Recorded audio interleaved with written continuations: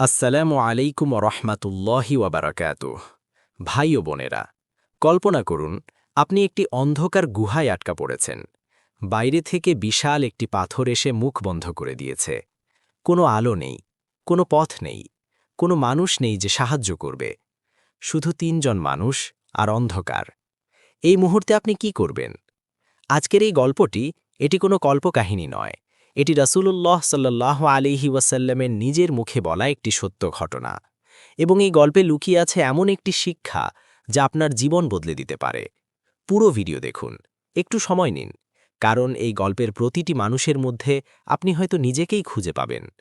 আমাদের চ্যানেলে যদি আপনি নতুন এসেছেন, স্বাগতম ভাই বা বোন। এই চ্যানেলে আমরা কুরআন ও হাদিসের গল্পগুলো তুলে ধরি সহজ ভাষায়, সরাসরি আপনার হৃদয়ে। এখনই সাবস্ক্রাইব করুন এবং বেল আইকন চাপুন যেন কোনো ভিডিও মিস না হয়। ভিডিওটি ভালো লাগলে লাইক দিন এবং আপনার বন্ধু ও পরিবারের সাথে শেয়ার করুন। ফেসবুকে আমাদের ফলো করুন।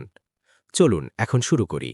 আবদুল্লাহ ইবনু উমর রদিয়াল্লাহু আনহু বর্ণনা করেন, তিনি বলেন, আমি আল্লাহর রাসূল সাল্লাল্লাহু আলাইহি ওয়াসাল্লামকে বলতে শুনেছি, তোমাদের পূর্ববর্তী যুগে ৩ জন মানুষ একসাথে সফরে বেরিয়েছিল।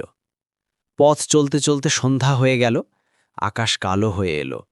তারা রাত কাটানোর জন্য একটি পাহাড়ের গুহায় আশ্রয় নিল।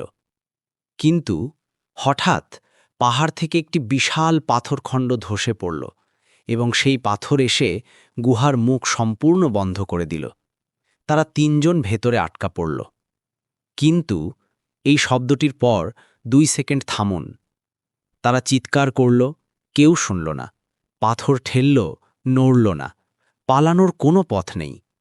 তখন তারা নিজেদের মধ্যে বলল, এই পাথর থেকে আমাদের মুক্ত করতে পারবে একমাত্র আল্লাহ, আর তার কাছে দোয়া করতে হবে আমাদের সবচেয়ে খাঁটি আমলের ওসিলা দিয়ে।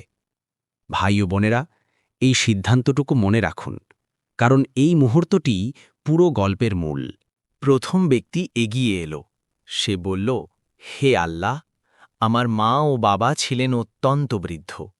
আমি কোনো দিন তাদের আগে আমার স্ত্রী, সন্তান বা দাস-দাসীকে দুধ পান করাতাম না। তারা আগে, সব সময় তারা আগে। একদিন কোনো কাজে আমাকে অনেক দূরে যেতে হয়েছিল। আমি ফিরলাম, কিন্তু দেরি হয়ে গেল। রাত হয়ে গেল। আমি দেখলাম তারা ঘুমিয়ে পড়েছেন। সে থামল। আমি দুধ দহন করলাম। পেয়ালা হাতে দাঁড়িয়ে রইলাম। ঘরের মানুষগুলো অপেক্ষা করছে, ক্ষুধার্ত। কিন্তু আমি নড়িনি, কারণ তাদের আগে কাউকে দেওয়া আমার পক্ষে সম্ভব ছিল না। এভাবে ভোর হয়ে গেল। তারা জাগলেন এবং তাদের হাতে পেয়ালা তুলে দিলাম।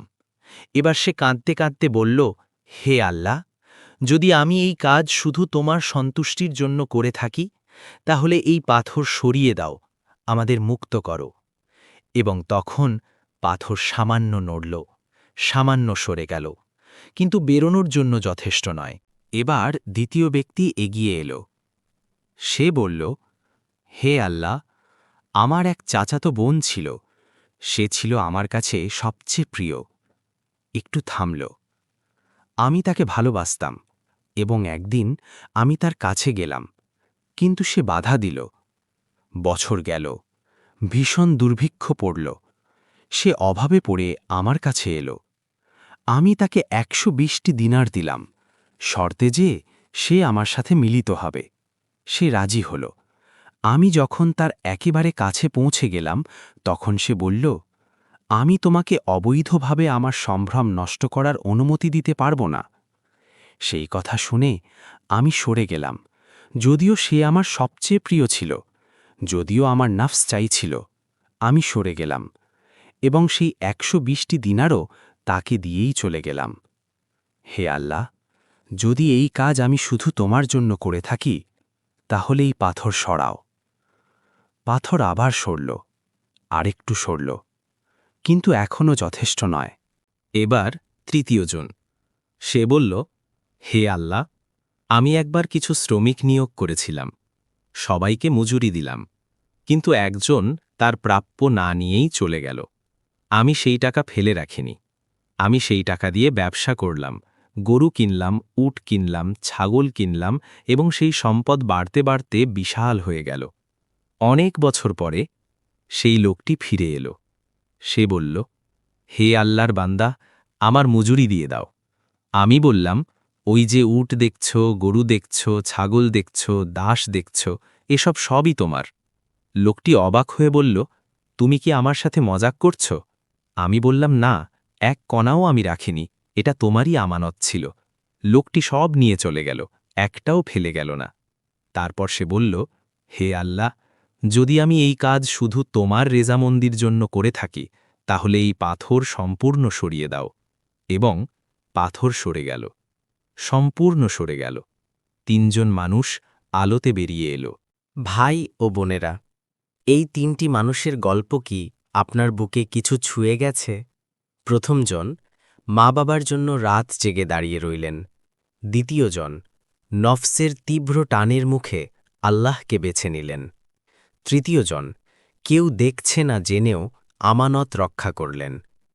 এই ৩টি মুহূর্তে কেউ ছিল না সাক্ষী, কোনো ক্যামেরা ছিল না, কোনো মানুষ দেখছিল না, শুধু আল্লাহ দেখছিলেন, এবং আল্লাহর কাছে সেটাই যথেষ্ট ছিল। আমাদের জীবনেও এমন মুহূর্ত আসে, যখন কেউ দেখছে না, যখন কেউ জানবে না। সেই মুহূর্তে আমরা কি করি, সেটাই আসলে আমাদের পরিচয়। আল্লাহ আমাদের সকলকে সেই মানুষ হওয়ার তৌফিক দিন, যারা অন্ধকারেও আলোর পথে থাকেন। আমিন। আসসালামু আলাইকুম ওয়া রাহমাতুল্লাহি ওয়া বারাকাতুহু।